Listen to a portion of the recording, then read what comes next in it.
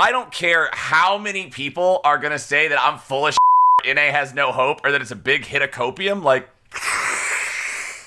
give me that hit of Copium, baby. Let's go. I'm all in it.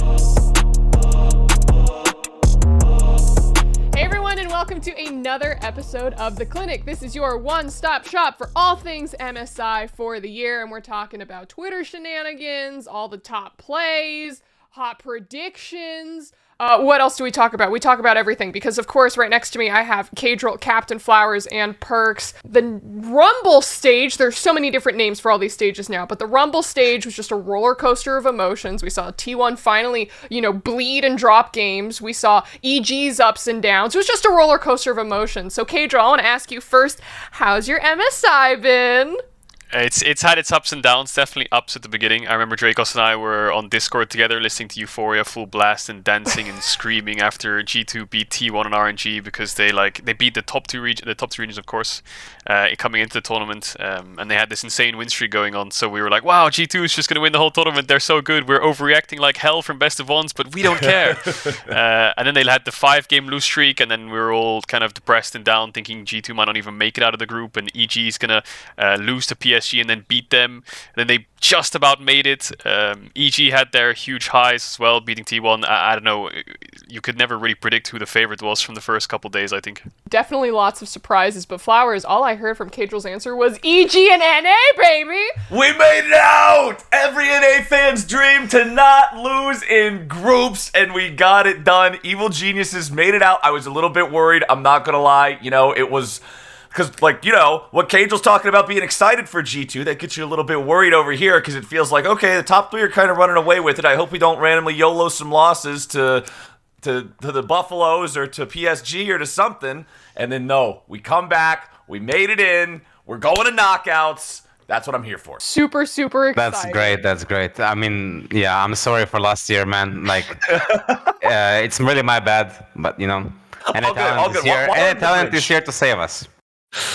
Yeah. We got the young NA talent, the Danny and JoJo salvation train straight to knockouts. They're going to do what Team Liquid couldn't do in 2019 MSI, okay? Mark my words. They're gonna lose to IG? I mean, sorry, RNG? No. To be fair, you gave him that. I did give him that. I fall into the trap every single time, and I don't know how to escape. The only way I know how to escape is by moving on to our first segment of the day, which is, of course, replay. Because, guys, we've had so many amazing games, and now it's time to go around the room and share our favorite moment, Twitter shenanigan, top play, who knows, anything under the freaking sun. It could be another time where Perkz burns Ovilee. Clip that, ship that, post it to Reddit. But, Caedrel, let's start with you again first. Favorite moment? There was quite a lot of favorite moments, actually. Maybe people wouldn't expect this is my favorite moment, but I think it was EG beating T1 actually, because when G2 beat them, I don't know if you get the same kind of feeling watching an international event, but you get that burst of emotion and adrenaline watching your region win against the LCK or the LPL. But I got the same kind of feeling for EG. G2 was on a bit of a slump, then EG was beating T1. And I had this high in my brain of emotions where I was like, wow, is the West actually not too bad? NA's beating LCK, EU's beating LCK. We beat RNG earlier on in the tournament as well. So that was definitely a really high for me watching EG beat them because, it's been a while since, NA have beaten these regions and actually made it out of groups and made it to knockouts and shown good international performances. So it was nice to see them actually perform really well. And it was good to see them go back to their roots, having Danny on Jinx and things like this. Not getting sucked into the Kalista meta or overplaying too much Ezreal. They just stick to comfort. Yes. Yeah. Definitely reminds me of the Danny Jinx that we saw at LCS Spring Finals and everyone getting super hyped for that. But yeah, it's always really nice to see the Western teams knock the LCK and knock down the LPL and, knock them down a peg because, Western team needs the love and the prestige and the ego boost sometimes. Yeah. But Flowers, what about you?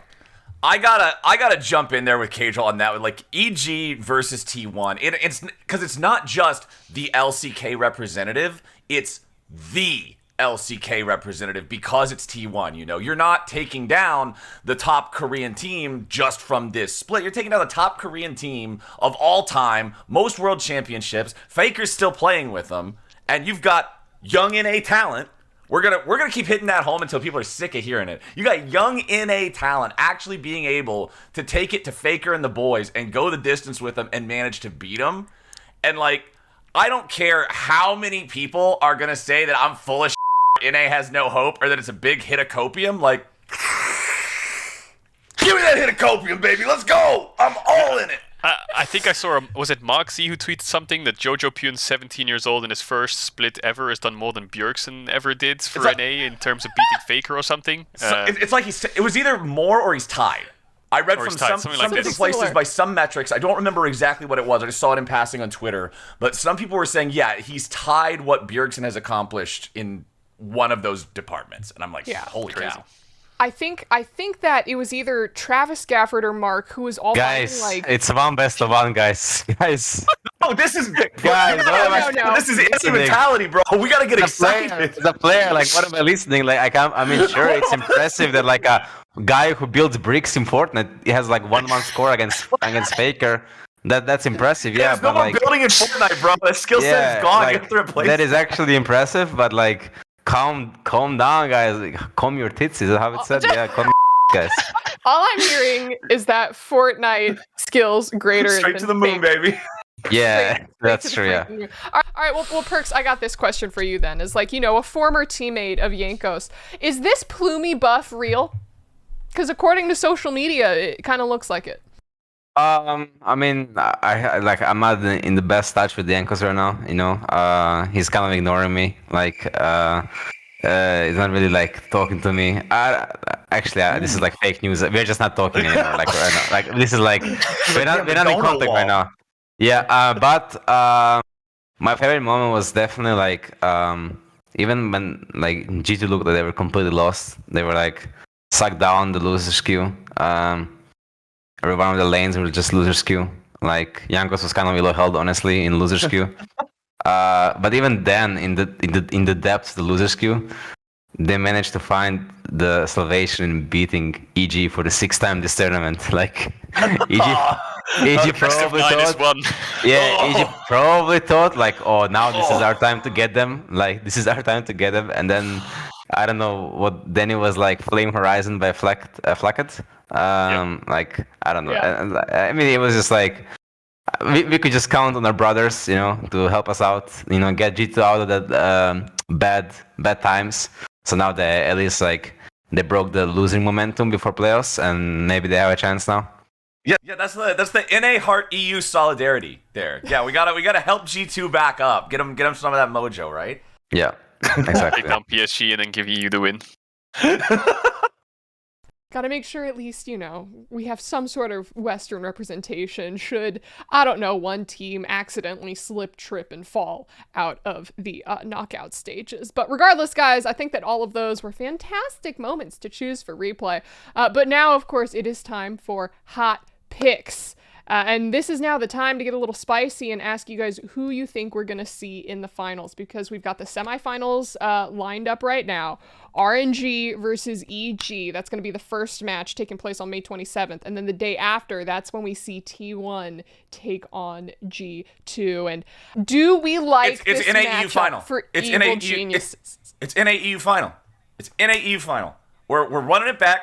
I'm sorry, Perkz, but we're running back the fun part of 2019 MSI for NA. We're beating the LPL. We're going to the final. We're not going to talk about what happened after that. We're going to pretend like that part didn't happen, but we're going to focus on the beating the LPL part.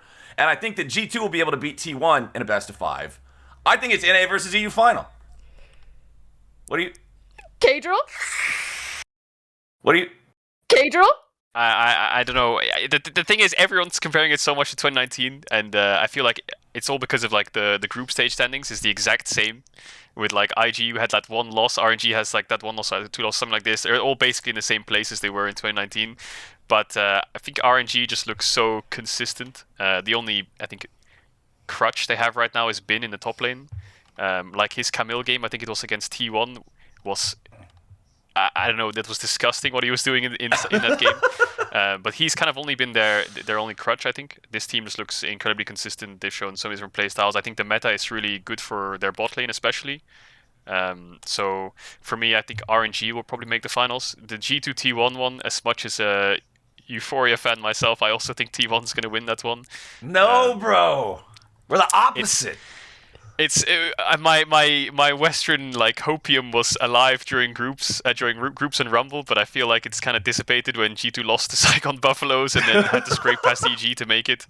But T1 do look weak. I expect T1 to look a lot stronger coming into this tournament and coming into knockouts, but they do look really, really beatable. I think they're their own worst enemies right now. I think both games against G2 and EG that they lost were kind of throws. You can point to their draft being weak in a way where it doesn't scale well and it's very single target damage and maybe doesn't have the clearest win conditions, which leads them to go towards Baron and just throw consistently.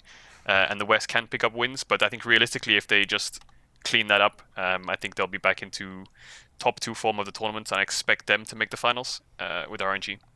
But there will be that, like, my brain says that, but my heart is obviously like just beating towards a Western final. And if it happens, of course, I'll be screaming at my PC. Yeah. I would love to relive that hype of 2019, except for the ending part. The ending part wasn't so great. So let's just change that. Keep the basics. Just change that at the end. Perkz, was there anything that you wanted to add, or no? You're just bleeding for that NAEU final. I mean, unfortunately, I'm definitely on like the Caedrel side of things. No. You were on Flowers' side at the beginning, and now you're flip-flopping. No, it's called sarcasm.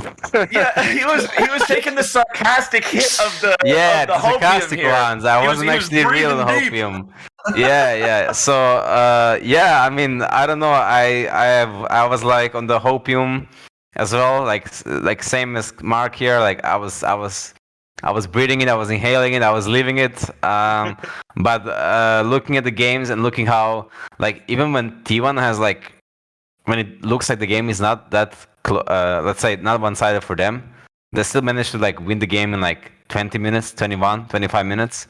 Like, I know everyone is saying T1 is slumping because of their early few games. But to me, they are the scariest team right now, again. I think RG has had the best the best score just because of the fact of just how well has Gala played. Like honestly, I think Gala has played insanely well this tournament, and obviously like his teammates have also played good, right? I think Zhao, who had a really good tournament, actually, he was really consistent as well. So like but I feel like RNG's strengths just mostly came from those two players really performing. Like, I would even go as saying and maybe like overperforming a bit. I don't know, like, I mean, maybe not overperforming compared to like the players at MSI, but maybe compared to their LPL level, right? And I think that T1 will just, I think it will be T1 versus RNG in the final, and I think T1 will take the tournament actually. Like, yeah. I also I'm staying true to my T1 taking the tournament. Like I said it in episode 1. Owner, Faker, Zeus, like, so he's gonna be T1 lifting the trophy, and that's basically that's the tournament. We don't have to watch it anymore, guys. You can just I will stay true to it now. I won't back off now just because RNG is looking like it's winning right now. I think Faker will win MSI. Faker will, I kind of agree that T1. I don't know about the full prediction for the finals, but I would lean towards T1 because the one thing that I just wanted to add was, speaking of Gala, on the other side, Gumayushi and Keria have been dying 2v2 a lot for some reason.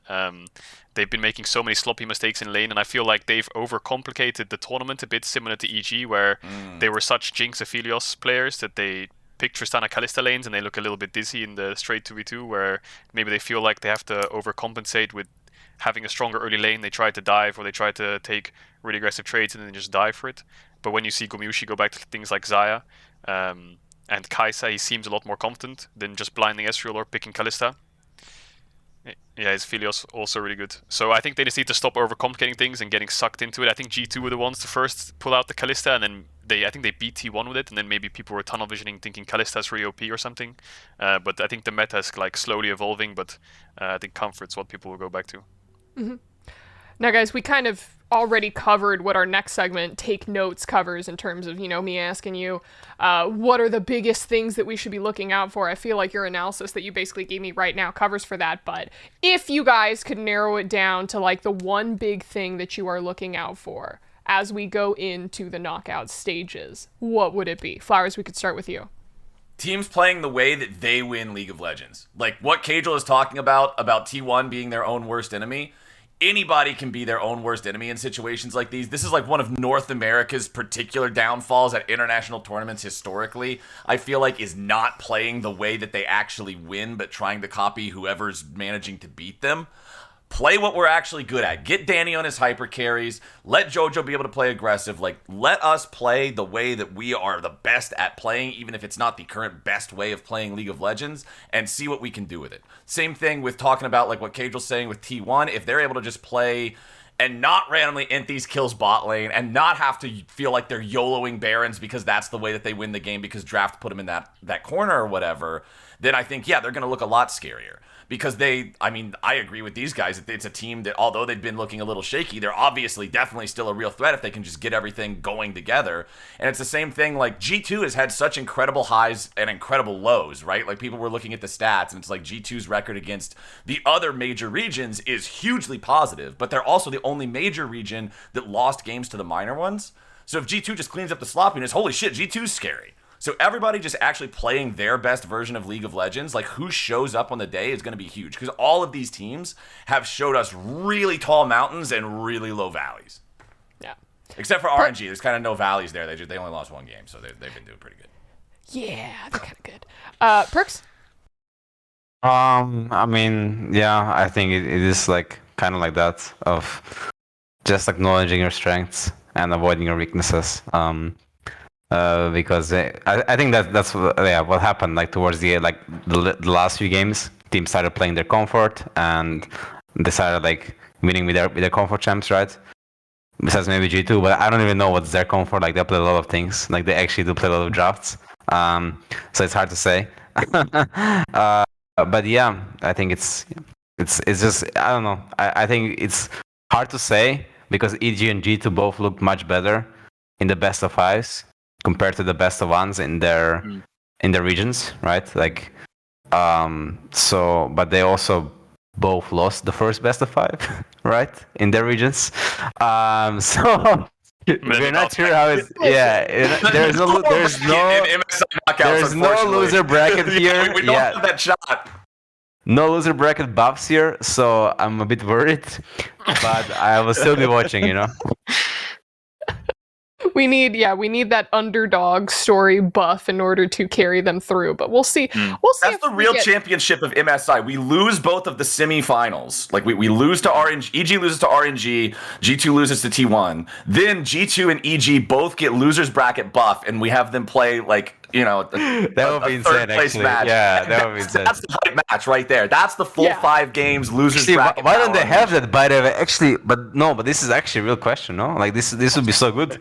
Like imagine EU versus NA for third place. Like it's like the huge ego battle. Like it would be so crazy. Ego battle. Exactly. It's like the image of the people on the podium and the third place person just going off. Yes. I would actually just implement it right now. Honestly, we should dial. I will dial Riot. Just somebody call the international commissioners. Just be like, hey, we got a plan. This needs to change. Yes, Mr./Mrs. Riot. Listen, we need this to happen now. Caedrel, what about you? Besides needing this third place match to happen, I think for the one thing I'll keep my eye on is G2's the way they draft around their mid jungle, because I think Xiaohu said in an interview a couple days ago that he thinks the strongest mid jungle is Caps and Jankos.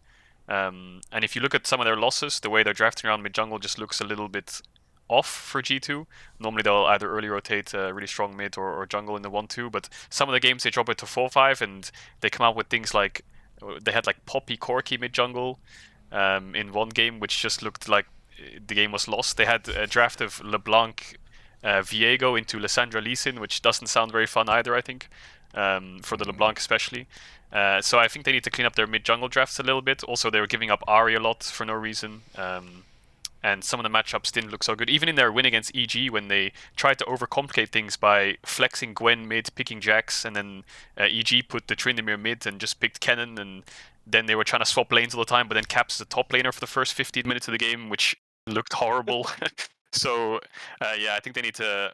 like Perkz said, I think comfort is kind of key right now. G2 needs Caps to carry. Like it is what it is. Oh hell yeah! Like they need Caps to carry, and it's like a lot of pressure to have on a player.